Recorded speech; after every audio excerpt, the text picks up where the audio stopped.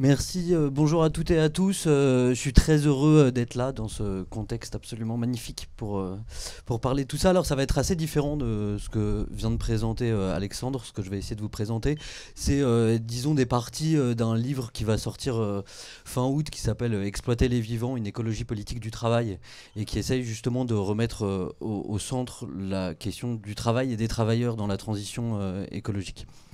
Donc on aura beaucoup de choses à dire, je pense, après. Mais j'ai essayé, là ce que je vais vous présenter, c'est la piste la plus incongrue et la plus bizarre. C'est l'idée, vivant de tous les pays, d'un prolétariat écologique. C'est-à-dire de repenser le prolétariat, ce concept central de l'histoire du marxisme, mais aussi des luttes ouvrières, à partir de l'implication des vivants, des écologies, dans l'économie capitaliste. Alors je voulais juste commencer par vous présenter un tableau de Curie-Ives de 1884 qui me semble extrêmement éclairant pour penser la manière dont le capitalisme se rapporte à la nature. Donc bon, tableau qui représente une plantation coloniale de coton dans le Mississippi. Alors évidemment la première chose à voir c'est l'opposition entre deux blancs, sans doute les planteurs qui sont au premier plan dans un geste d'organisation et de domination du monde. Ils indiquent la direction à suivre, donc c'est vraiment eux qui mènent l'organisation. Et puis partout autour des esclaves noirs qui travaillent dans le champ de coton. Donc évidemment d'abord un rapport racial qui détermine le mode d'organisation de nos rapports à la nature. Mais il y a aussi beaucoup d'autres choses qui sont intéressantes dans ce tableau. C'est la place de la nature. Ou plutôt je dirais des natures. Il me semble qu'ici il faut le penser au pluriel. On a d'abord des ânes, évidemment, ou des mulets, qui sont donc des animaux mis au travail pour accompagner l'économie capitaliste, pour aider les esclaves dans la production de ce coton. Et puis après, on a trois types de nature. On a d'abord celle qui occupe la plus grande partie du tableau, c'est-à-dire ce champ de coton, qui va donc servir aux exportations et au développement du capitalisme industriel, notamment anglais. Donc premier type de nature. Au milieu du tableau, on a ici ce qui semble être des champs de céréales qui servent sans doute à la subsistance des esclaves qui travaillent dans cette plantation. Et puis on a une nature forestière au fond extrêmement présente, mais en fait sur les abords résiduels, et qui est une sorte de nature qui continue d'exister malgré la mise au travail, malgré les déforestations nécessaires aux plantations. Et alors au fond du tableau, on a un bateau qui fonctionne au charbon, à la vapeur. Donc on devine le Mississippi, même s'il n'est pas représenté. Et on voit que cette autre nature-là, la nature du Mississippi, le fleuve, il est aussi mis au travail pour servir la circulation du capital et la circulation de la production de marchandises.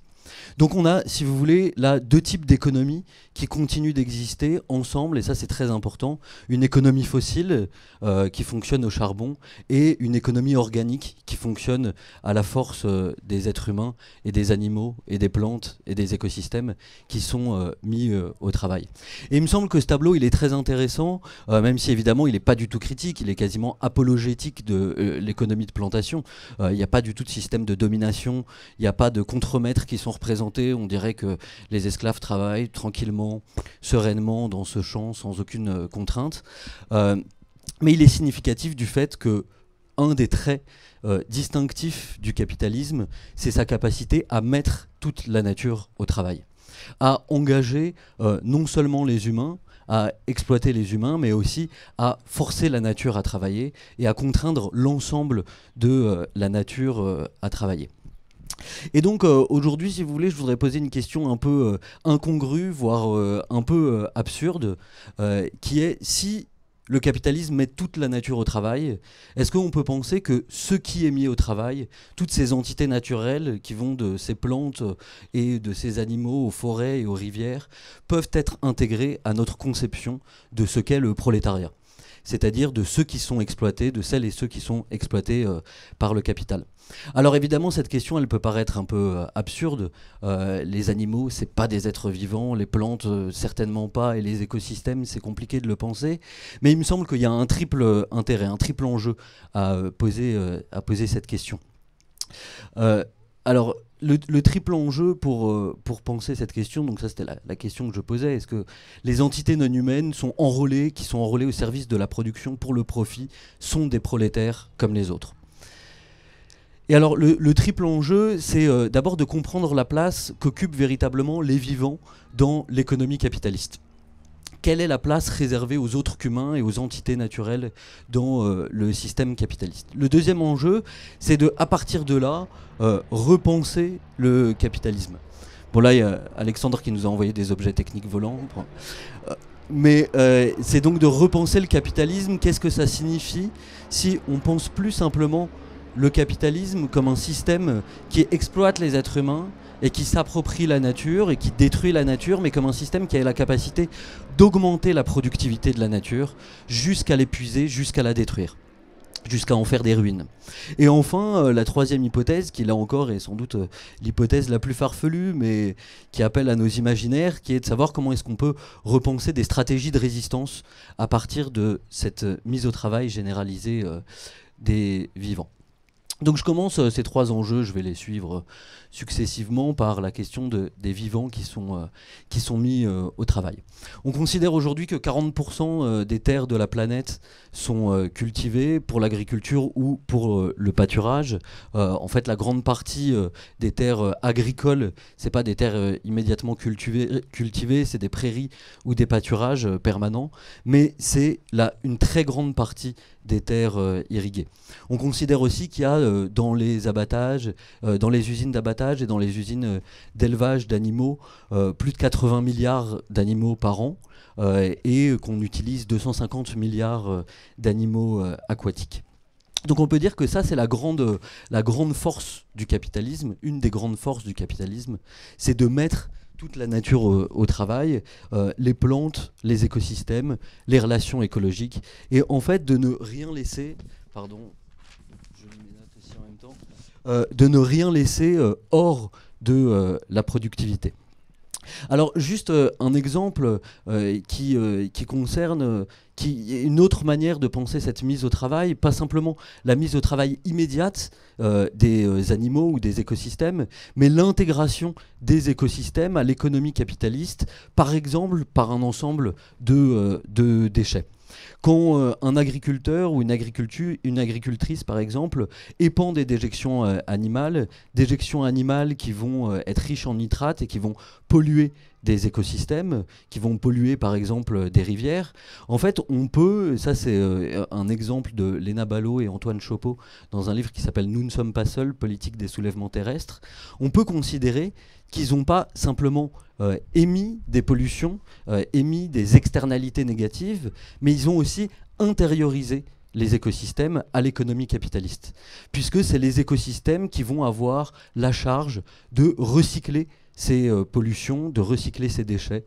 Et donc l'écosystème, les milieux sont intégrés à l'économie, ils sont eux aussi mis au travail pour résoudre un certain nombre de problèmes suscités par l'économie capitaliste productiviste.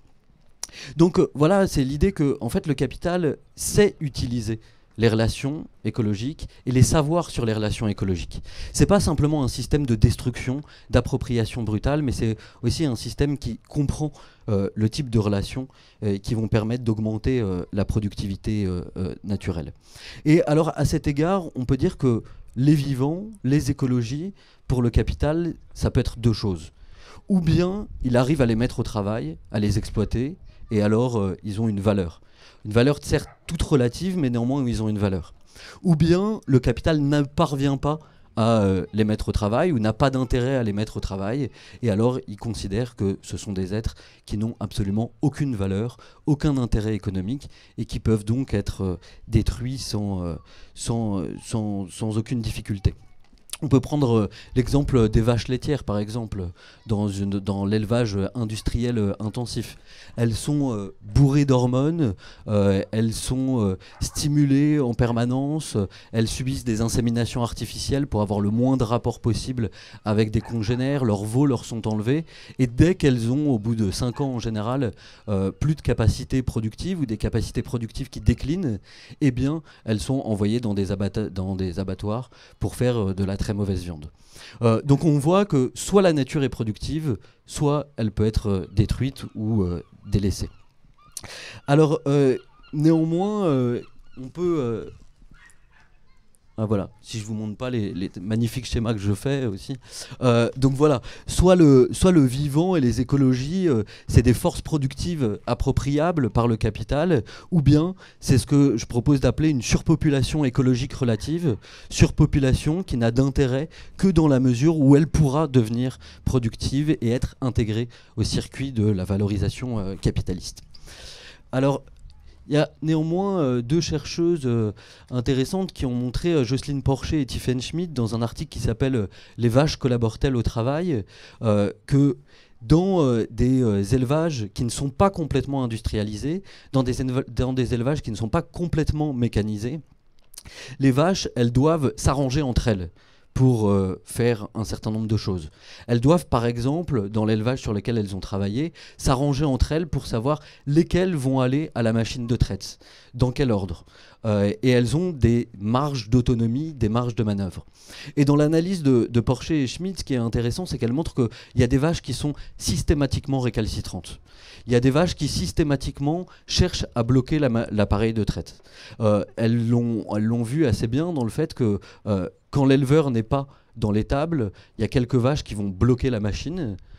Et dès que l'éleveur arrive, parce qu'il a un signal qui lui dit que la machine ne marche plus, elles remettent la machine en marche. Donc elles ont compris des moyens de bloquer, disons, le système productif. Bon, vous voyez où je veux en venir. Il y a peut-être des possibilités de trouver des alliés dans le refus de la mise au travail capitaliste, y compris du côté des non-humains. Mais ce que montre aussi Porcher et Schmidt, qui est intéressant, c'est que en fait, la mécanisation, l'industrialisation de l'élevage notamment, ça a pour fonction de réduire l'autonomie des vivants.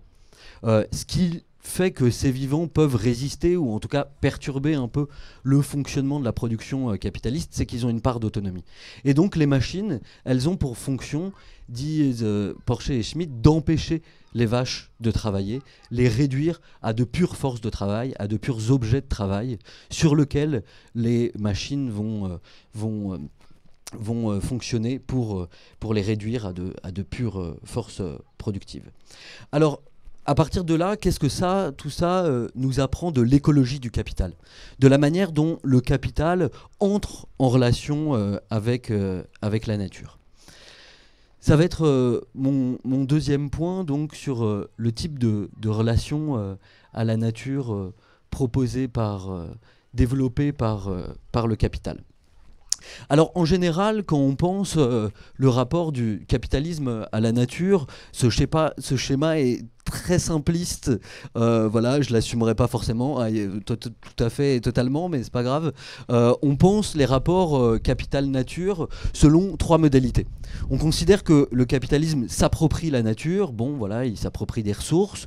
On considère que le capitalisme détruit la nature, par exemple notamment dans les grands systèmes extractivistes ou par exemple voilà, en détruisant la forêt amazonienne. Et on considère qu'il émet des pollutions, qu'il émet des rejets ou des déchets qui viennent polluer les environnements. Mais il me semble que, évidemment, tout ça est juste, il ne s'agit pas du tout de critiquer ça, mais quand on fait ce genre de discours sur le rapport du capital à la nature, on s'empêche de voir que une de ses spécificités, c'est d'augmenter la productivité de la nature. Pas simplement s'approprier une productivité qui est déjà là, pas simplement s'approprier l'effet de relations écologiques passées, par exemple une forêt qui existe depuis des millénaires, ou par exemple du pétrole qui a nécessité des millions d'années pour être décomposé, mais aussi rendre la nature plus productive, en d'autres termes, on va dire la mettre au travail. Et il me semble qu'à cet égard, il faut distinguer deux grands modes de relation capitaliste à la nature dans ses usages productifs, dans la manière dont le capital produit avec la nature. Le premier, c'est l'appropriation de forces naturelles. Ça, c'est ce dont je viens de parler déjà. Des grands exemples, c'est les déforestations, l'extraction de ressources, la pêche, toutes ces modalités, les mines évidemment, toutes ces modalités dans lesquelles on s'approprie de manière démesurée des ressources naturelles. Alors comment est-ce qu'on peut définir cette modalité-là? En général, on la pense dans le terme de l'extractivisme, qui a par exemple été défini par une chercheuse argentine qui s'appelle Maristela Svampa comme le mode typiquement capitaliste d'appropriation de la nature. Alors qu'est-ce que ça veut dire l'extractivisme? C'est d'abord un modèle d'accumulation. Il s'agit d'accumuler des rentes en utilisant des ressources naturelles, qui est fondée sur la surexploitation des ressources naturelles principalement non renouvelables, et qui fonctionne, ça c'est un point extrêmement important, par l'accaparement de terres qui étaient jugées jusqu'ici comme improductives. C'est-à-dire des territoires qui jusque-là n'étaient pas exploités. Et ça c'est un point, je crois, sur lequel il faut vraiment être attentif. Il n'y a aucune limite absolue au capitalisme. Il n'y a aucune limite absolue au capitalisme parce qu'elles sont toujours relatives à ses moyens techniques d'appropriation de la nature et aux environnements dans lesquels il se déploie. L'histoire de la colonisation nous apprend ça.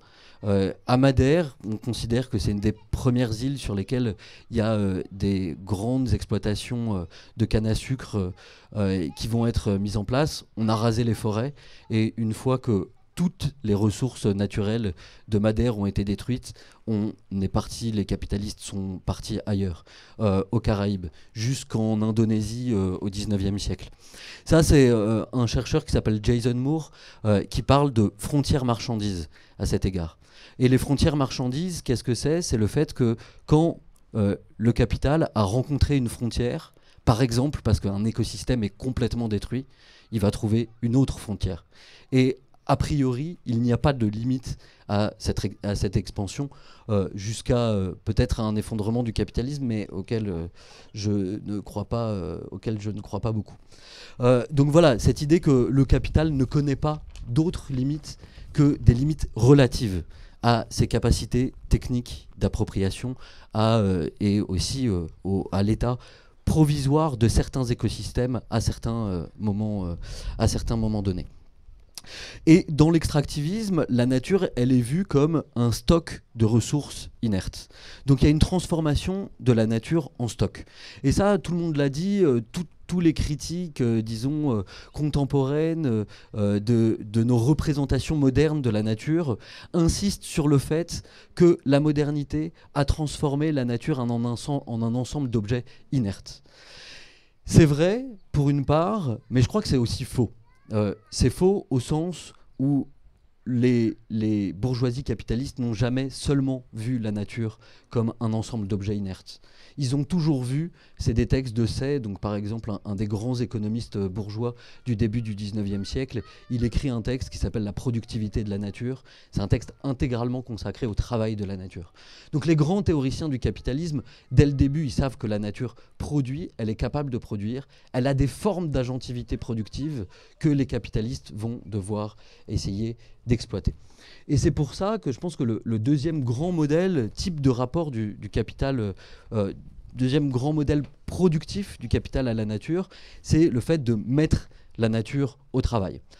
Mettre la nature au travail que je propose de définir comme l'enrôlement des activités autres qu'humaines, non humaines, ou des relations processuelles d'engendrement de naturalité dans des rapports sociaux de production humains. C'est-à-dire la capacité pour le capital à intégrer un ensemble de forces que le capital sait productives, que le capital sait, dont le capital sait qu'elle peut engendrer un certain nombre de relations. Mais alors, voilà, là je pense aussi qu'il faut être prudent. Depuis l'Holocène, depuis le début de la révolution néolithique, l'agencement tendanciellement dominant des sociétés humaines, c'est la mise au travail de la nature. L'agriculture, la domestication ce sont des manières de mettre la nature au travail.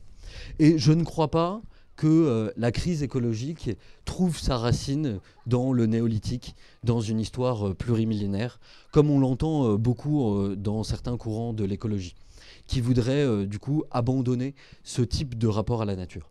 Je crois que dans les manières dont on met la nature au travail, il y a des manières qui sont destructrices, qui sont déprédatrices, et d'autres qui respectent les conditions de reproduction écosociale de la vie. Et que cette distinction-là, elle est très importante.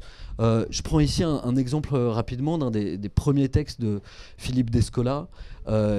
C'est pas très sympa ce que je fais parce que je prends le Philippe Descola qui est encore marxiste, alors que bon voilà, évidemment on sait qu'il y a eu beaucoup d'évolutions depuis, mais dans cet article-là qui s'appelle Le Jardin de Colibri, procès de travail et catégorisation sexuelle chez les Achuards de l'Équateur, il montre comment est-ce que les femmes dans les communautés Achuards ont des jardins, pratiquent une horticulture, donc en Amazonie, qui consiste à entretenir à la fois des plantes, donc dans un rapport de domestication, de soins, mais aussi un rapport avec des esprits, puisque ce qu'il s'agit d'entretenir, ce ne sont pas seulement les plantes, mais aussi les esprits qui les animent, et que ces rapports de domestication sont aussi des rapports de soins, des rapports d'échange, des rapports dans lesquels il y a des contreparties et des formes de réciprocité entre les environnements naturels et les êtres humains qui les utilisent.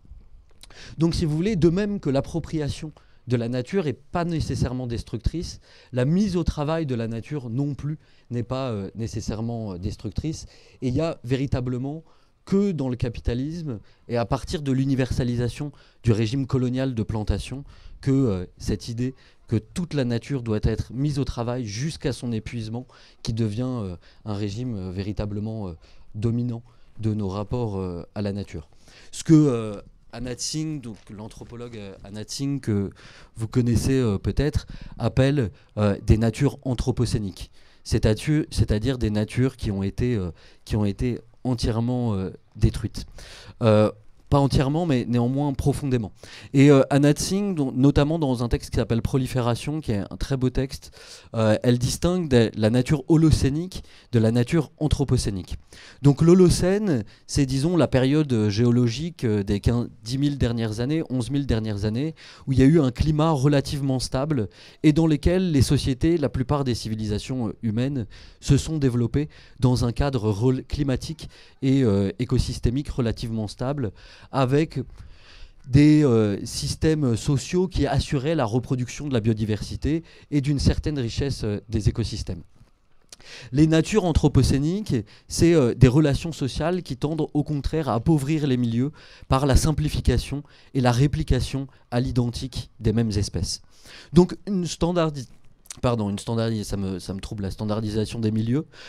Standardisation des milieux enrôlés dans la production humaine et qui favorise tout un ensemble de proliférations, notamment, c'est la thèse de Tsing, des proliférations de virus, parce qu'il n'y a plus les protections offertes par la biodiversité. Donc voilà, si vous voulez, pour résumer, on pourrait dire la chose suivante. Ça, c'est un schéma du prochain livre. J'adore les schémas. Je vais faire court. Des usages productifs de la nature. Appropriation des forces naturelles, c'est une des dimensions essentielles des activités humaines, y compris dans les sociétés de chasseurs-collecteurs. Mise au travail des vivants et des relations écologiques, c'est aussi une des dimensions essentielles des sociétés humaines depuis la révolution néolithique. Mais elles peuvent se faire dans le respect des conditions de reproduction écosociale de la vie, par exemple la chasse, la collecte ou le glanage dans des sociétés traditionnelles, ou bien elles peuvent se faire de manière destructrice et déprédatrice, et c'est ce qui me semble être l'agencement tendanciellement dominant du capitalisme dans ses rapports à la nature, l'extractivisme, c'est-à-dire l'accumulation gratuite avec destruction, et l'aliénation ou l'exploitation par la mise au travail des vivants. Bon, voilà. Une fois qu'on a fait ce rapide bilan des rapports écologiques du capitalisme, la question est qu'est-ce que ça implique d'un point de vue politique ? Qu'est-ce que ça implique en termes de recomposition de classe ? En général, j'essaye de pas prononcer le mot classe ou marxisme ou communisme avant la fin de ma présentation pour garder encore un peu l'attention des gens, mais quand même, à la fin, j'y arrive toujours un peu. Bon, évidemment, là, c'est des propositions qui sont sans doute les plus ambiguës, les plus complexes, mais aussi parmi, je trouve, les plus originales et les plus stimulantes.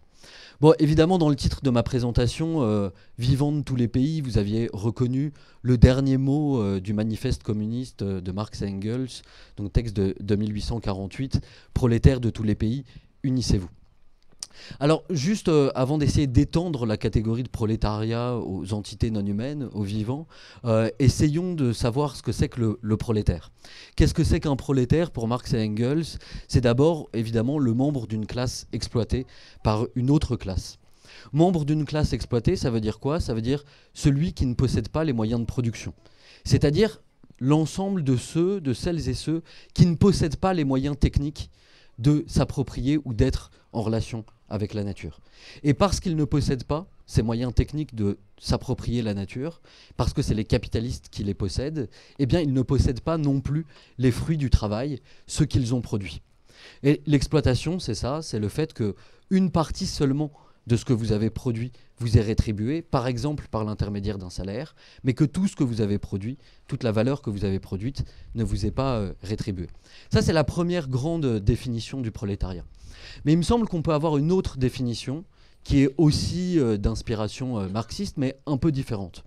C'est l'idée de dire que les prolétaires, c'est l'ensemble de ceux qui sont dépendants du marché pour assurer leurs moyens de subsistance.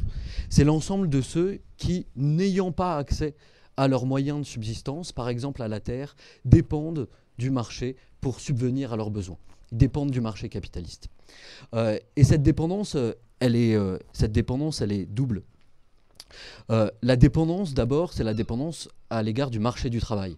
Il faut trouver du travail pour trouver un salaire. Cette première dépendance, elle est essentielle, et j'espère qu'on y reviendra dans la discussion avec Alexandre, sur, pour moi, l'impossibilité de la désertion pour la très grande majorité des gens. Impossibilité de la désertion parce que vous avez besoin du salaire pour vivre.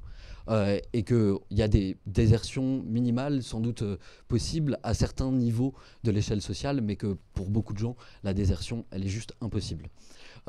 Et deuxième dépendance, qui là aussi nous mène au cœur du problème, c'est la dépendance au marché de la consommation pour subvenir à ses besoins. Vous êtes obligé d'acheter des aliments qui ont été produits, qui ont circulé, qui ont été distribués dans un contexte et un appareil productif sur lequel vous n'avez aucune maîtrise.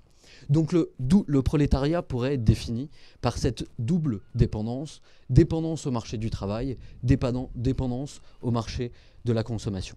Ok. Alors à partir de là, est-ce qu'on peut réintégrer les non-humains au prolétariat écologique?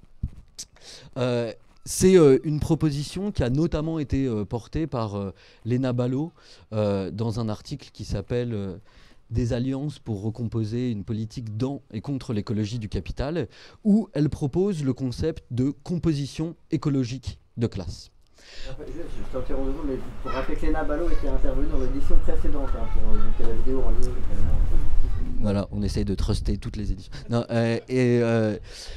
et en fait, cette idée, elle la forge à partir d'un concept qui vient d'un mouvement marxiste très important, l'opéraïsme italien des années 60-70, mouvement qui est fondé sur l'autonomie ouvrière et le refus du travail, et qui distinguait composition technique et composition politique de la classe ouvrière.